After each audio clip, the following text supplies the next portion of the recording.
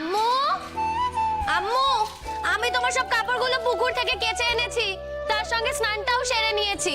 আরে শোন, তোর গা হাত পা তো ভেজে, আগে গা হাত পাটা মোচ, তা নাহলে আমার মতো ঠান্ডা লেগে আমার একসা হয়ে যাবে। আমার যে কি করে ঠান্ডা লাগলো কে জানে। কিচ্ছু হবে না আম্মু। ও আম্মু, আমাকে কিন্তু এক্ষুনি ও বাড়ি যেতে হবে। আজ রঞ্জা পিসি পই পই করে বলে দিয়েছে তাড়াতাড়ি ও বাড়িতে যেতে। শহর থেকে সব আত্মীয়রা এসেছে না। আরে বাবা, তোর আব্বু সকাল সকাল কোথায় বেরোলো বলতো? হ্যাঁ, 10টার আগে তো কাঠের দোকান খোলে না। আর ফি বছর তো মালিক বড় পুজোর আগে ছুটিও দেয়। কোথায় গেল বলতো মানুষটা? কোথায় গেল সেটা জানার আমার কোনো ইচ্ছে নেই আম্মু। তুই আমার কথা বুঝতে পারছিস না। মানুষটাকে তো জানিস, ওই যে তুই কাল রাতে থানা পুলিশের ভয় দেখিয়েছিস, তা তোর মানে লেগেছে। মানে লেগেছে বলে তো আমাকে আর কম মারটা মারেনি। সে তো মনের জ্বালায় মেরেছে, তারপর তো অনেক রাত পর্যন্ত গুম মেরে বসেছিল আর কি সব গজগজ করছিল। মানুষটা তো সুবিধের নয়, কে জানে কার সঙ্গে কোথায় কি সব বলা কওয়া করতে গেছে। তুমি অত ভয় পেও না আম্মু আমাকে নিয়ে। যতদিন রঞ্জা পিসি আর দাদু আছে না, ততদিন আব্বু আমার কিচ্ছু করতে পারবে না। অত সোজা না। আর তারপরেও যদি আমার সাথে কারো নিকা ঠিক করে দেয়, আমি সেই লোকের বাড়ি গিয়ে বলবো যে আমি এখন নিকা করতে চাই না। তুমি অত ভেবো না আম্মু আমাকে নিয়ে। আরে বাবা, তুই বললেই কি আমার ভাবনাটা চলে যায়? যায় না রে মা। মানুষটাকে তো আমি চিনি, হ্যাঁ, আর গায়ের লোকগুলো ওকে ইন্ধন দেয়। আসল কথা হচ্ছে, এত অভাবের মধ্যেও আমার মেয়েটা এত লেখাপড়া শিখেছে, সেটা কারো সহ্য হচ্ছে না। ছাড়ো না আম্মু, 2 বছর তুমি একটু দাঁতে দাঁত চেপে সব সহ্য করো। আমাকে একবার পাশ করতে দাও, তারপর আমি তোমাকে নিয়ে আলাদা চলে যাব। কলকাতায় চলে যাব আমি তোমাকে নিয়ে। সারা জীবন তুমি অনেক কষ্ট করেছো, আমি তোমায় আর কিছুতেই ওই লোকটার সাথে থাকতে দেবো না। আমি আমার জীবনের কথা আর ভাবি না রে মা। তুই একটু নিজের পায়ে দাঁড়ালে আমার সব কষ্ট দূর হয়ে যাবে। কেঁদো না আম্মু, আর 2 বছর তুমি আমাকে সময় দাও, তারপর আমি তোমাকে নিয়ে ঠিক আলাদা হয়ে যাব। তখন যদি তুমি আমাকে বলেছো যে তুমি আমার সাথে যাবে না, তুমি এখানেই থাকবে, আমি কিন্তু তোমাকে টানতে টানতে নিয়ে যাবো আমার সাথে, এই আমি তোমায় বলে দিলাম। অনেক ভাগ্য করলে এমন সন্তান মেলে। তোর আব্বু তো তোর তোর দাম কোনোদিনও বুঝলো না রে। তাই তো ভাবি, আমাদের মতো ভাঙা ঘরে না জন্মে তুই যদি তেমন ঘরে জন্মাতিস, তোকে এত কষ্ট পেতে হতো না মা। এত কষ্ট পেতে হতো। তাহলে আমি আমার আম্মুটাকে কোথায় পেতাম? আমি তো সারা জীবন আমার আম্মুটাকে আম্মু হিসেবে পেতে চাই, বুঝেছো?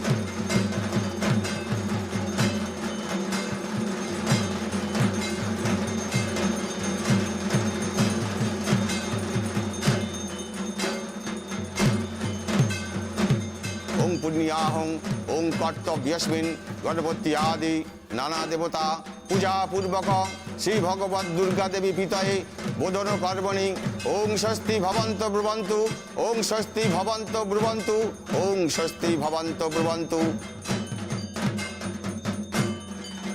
ওরঞ্জা, হ্যাঁ রে, ওদের জল খাবার দিয়েছিস তো? দেখ না, আমি তো পুজোর ওই দিকটা ছিল, কিচ্ছু দেখতে পারিনি। সোনা ঠাম্মি, তুমি এত চিন্তা করো না, আমরা একেবারে ফুল। দুপুরে মনে হচ্ছে আর কিছু খেতেই পারবো না। সাত সকালে রঞ্জা পিসি এত খাইয়ে দিয়েছে না আমাদের। সে কি কথা গো নাতিবাবু, খেতে পারবো না আপনি বললে হলো? আমি আনোয়ারকে দিয়ে পুকুরে জাল ফেলিয়ে মাছ তুলিয়েছি, ঠাকুরকে কত রকম পদ রান্না করতে বললুম, আর এখন তুমি খাবো না বললে হবে? তাছাড়া দুপুরের খাবার তো এখনো অনেক দেরি আছে, ততক্ষণে খিদে পেয়ে যাবে তো। না না, রঞ্জা পিসি একদম খিদে পাবে না। সকালবেলার খাবারেই তো পেট একেবারে হাঁসফাঁস করছে। এই চেহারার জন্যই তো খেতে পারো না, একটু বেশি করে খাও, বুঝলে? কত মাথার কাজ তোমাদের বলো দেখিনি, একটু বেশি করে না খেলে কি চলবে?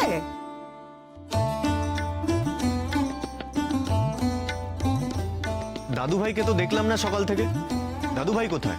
তোমার ছোট দাদুর কথা আর বলো না নাতিবাবু, প্রেশারটা মনে হয় একটু কমেছে জানো, বিছনা ছেড়ে উঠতে গেলে মাথা ঘুরে যাচ্ছে। হ্যাঁ রে রঞ্জা, তোর কাকাকে ওষুধগুলো ঠিক মতন দিয়েছিলি তো?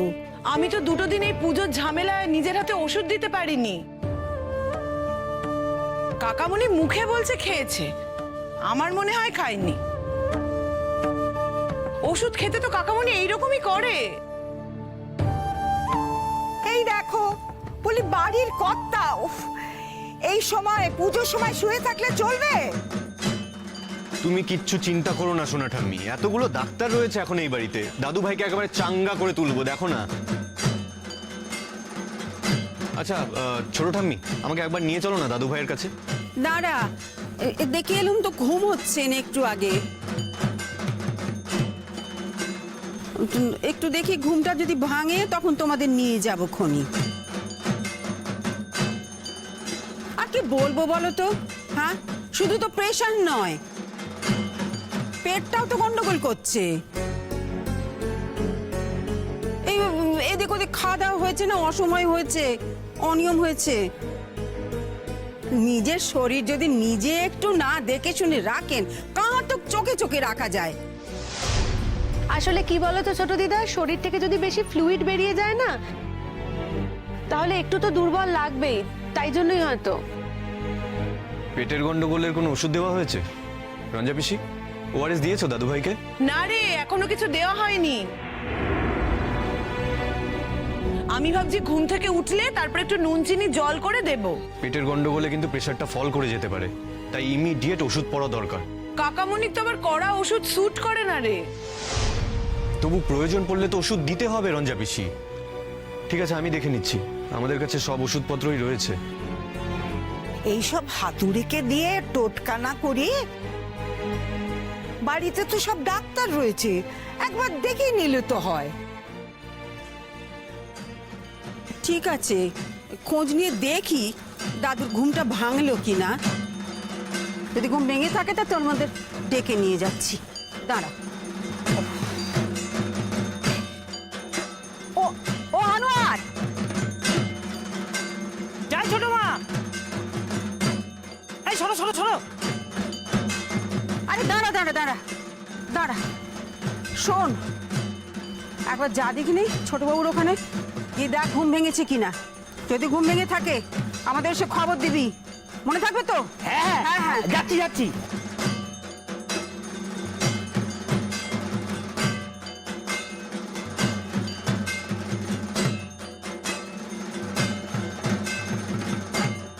রঞ্জা পিসি, কাল যারা এখানে নাচ গান করছিল তারা আজ এলো না?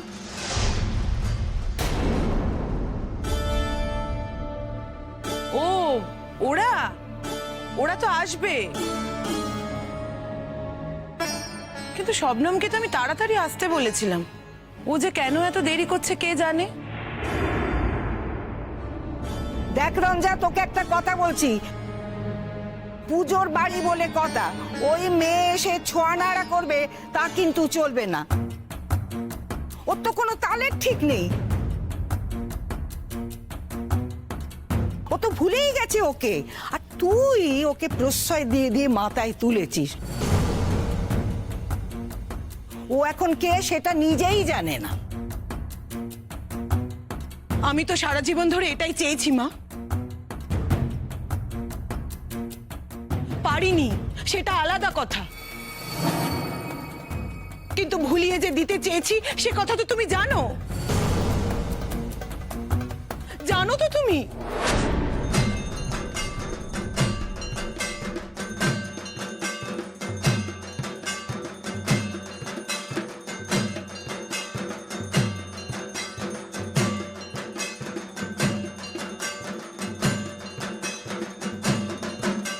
ওং কালপ্রাভাং কটাক সৈকুরু মৌলি বন্ধে দুরেখং শঙ্খং চক্রং কৃপণাং ত্রিশু কবি করির উদ্যপন্তিং ত্রিনেত্রম রক্তবসনাং পিনে উন্নত ঘটস্তরিং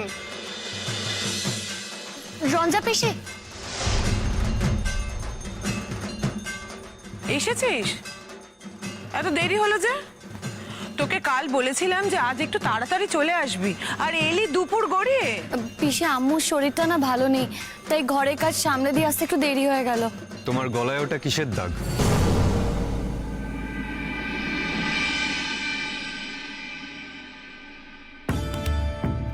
কই কিছু না তো। বারে স্পষ্ট দেখা যাচ্ছে তো গলা একটা কালশিটে। ও তাহলে বোধহয় ঘুমের মধ্যে পোকা কামড়ে দিয়েছে। পোকা কামড়েছে? কিন্তু পোকা কামড়ালে তো এরকম হয় না, পুরো কালছিটে পড়ে গেছে।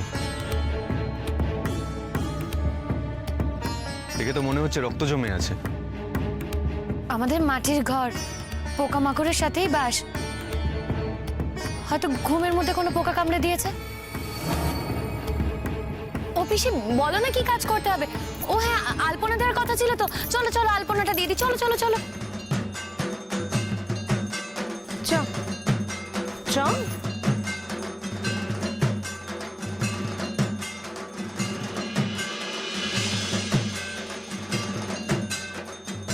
এই দাঁড়া তো, কি দেখি দেখি, দাঁড়া দাঁড়া, চুপ করে দাঁড়া। রঞ্জা পিসি, কাল তোর আব্বু তোকে মেরেছে? পোকা কামড়েছে। মিথ্যা কথা বলছিস আমাকে? সত্যি কথা শুনলে তোমার ভালো লাগবে। মারলো কেন?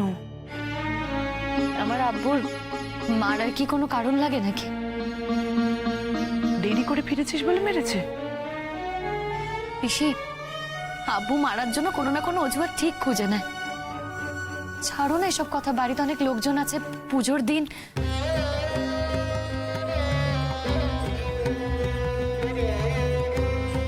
আমি তোর আব্বুর সঙ্গে কথা বলবো। না রঞ্জা পিসি, খবরদার না, তুমি আমার আব্বুর সাথে একদম কথা বলতে যেও না। আব্বু মানি মানুষের মান রাখতে পারে না। আমাকে যা বলার বলে, যা করার করে, কিন্তু তোমার সাথে খারাপভাবে কথা বলে আমি সে সহ্য করতে পারবো না পিসি। লক্ষ্মী পিসি, আমার কথা শোনো। এখন ছাড়ো তুমি এসব কথা, আমাকে বলো তো কোথায় কোথায় আলপনা দিতে হবে। চলো দেখিয়ে দেবে, চলো চলো চলো।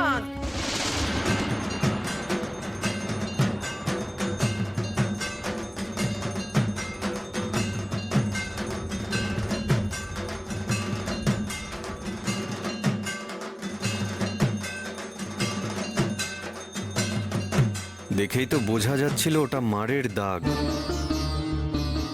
লজ্জায় বলতে পারেনি, কিন্তু এত বড় মেয়ের গায়ে ওর বাবা এইভাবে হাত তোলে? ওই কোথায় যাচ্ছিস তুই? কোথায় যাচ্ছিস? আমি এই একটু এদিক ওদিক যাবো। একা? তুই যাবি? আয়।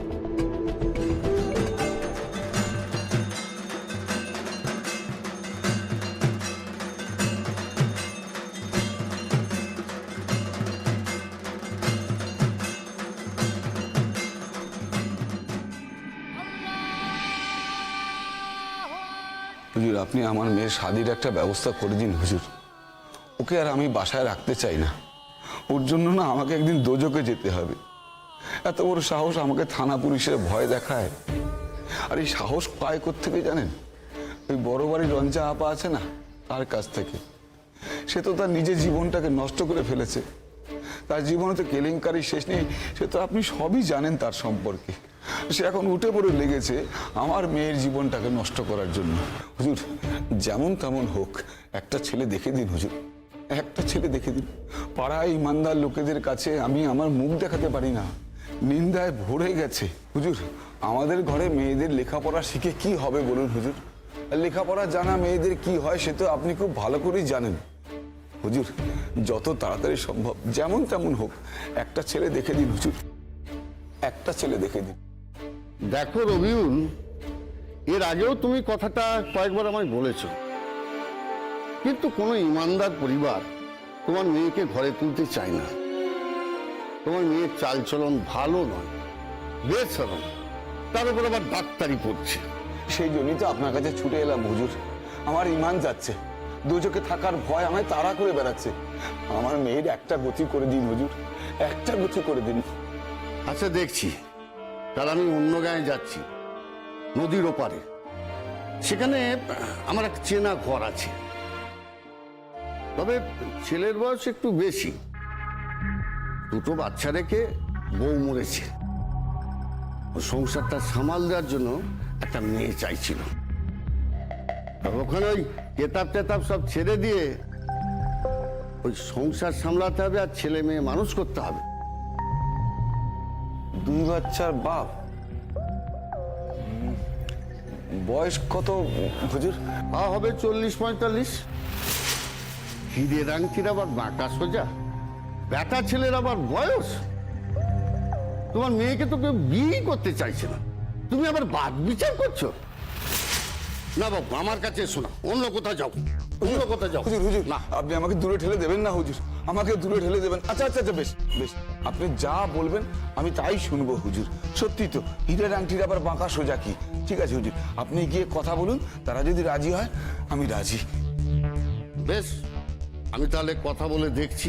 তবে হ্যাঁ, একটা কথা মনে রেখো, কথাটা যেন 5 কান না হয়। তোমার মেয়ে পাকা বাঁশ কিনা, তাকে তো সহজে নোয়ানো যায় না। বিয়ের কথাটা কানে গেলেই গা ছিঁড়ে আবার অন্য কোথাও না চলে যায়। যে কোনো কায়দায় ছলনা করে তাকে বিয়ের আসর অবধি নিয়ে যেতে হবে। একদম একদম ঠিক বলেছেন হুজুর। আমি আমি টু শব্দটি করব না হুজুর। আপনি ওদের সঙ্গে কথা বলুন, দয়া করে ওদেরকে রাজি করান। ওরা যদি রাজি হয় তাহলে আমি পরে গিয়ে ওদের সঙ্গে কথা বলে আসবো। মেয়েটাকে কেউ মেরেছে জানিস? গলার কাছে ওই যে দাগটা দেখলি, খুব জোরে কেউ গলা টিপে ধরলে ওরকম দাগ হয়। বললো তো পোকার কামড়। সেটা ঠিক বলেনি। ও কি জানি। ওই কি হয়েছে রে তো? আমার কি হবে? কিছু না তো। কিরকম একটা আনমাইন্ডফুল লাগছে তোকে। কোথায় না তো। তোর মুখের একটা রেখার বদলও বুঝতে পারি যশ। কি হয়েছে? তুই আমার সঙ্গে আছিস তো, তুই আমার সাথে থাকলে আমার কি হতে পারে? কিচ্ছু হয়নি, চল আয়।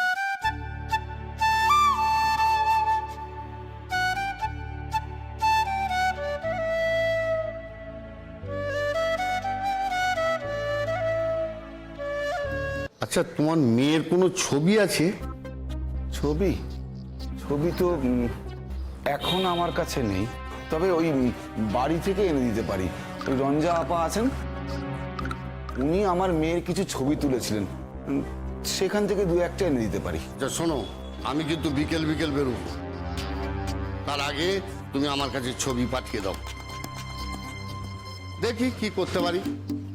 আরে শোনো, ওই জমি জমা টাকা পয়সার ব্যাপারে কি বলবো? তোমার মেয়েকে তো শুধু হাতে কেউ মেনে নেবে না। হুজুর, আপনি তো আমার সবই জানেন। আমি ওই কাঠের দোকানে কাজ করি, সামান্য যা রোজগার তাতে আমার সংসার ভালো মতন চলে না হুজুর। তবে ওই আমার আব্বু আমার নামে 1 বিঘে ধান জমি রেখে গিয়েছিলেন, সেটাই আমার মেয়ের বিয়েতে আমি যৌতুক হিসেবে দিয়ে দেবো। এছাড়া তো আমার কাছে আর কিচ্ছু নেই হুজুর। বেশ, কথা বলে দেখছি। তুমি যাও, তুমি যাও, ছবি নিয়ে এসো। বেশ, এই আমি চললাম হুজুর। হুজুর, মনে অনেক আশা নিয়ে যাচ্ছি। আমি আল্লাহকে দেখিনি হুজুর, আপনি আমার আল্লাহ। আমার মেয়েটাকে শাদি দিয়ে আমাকে দোজকের হাত থেকে বাঁচান হুজুর, আমাকে বাঁচান।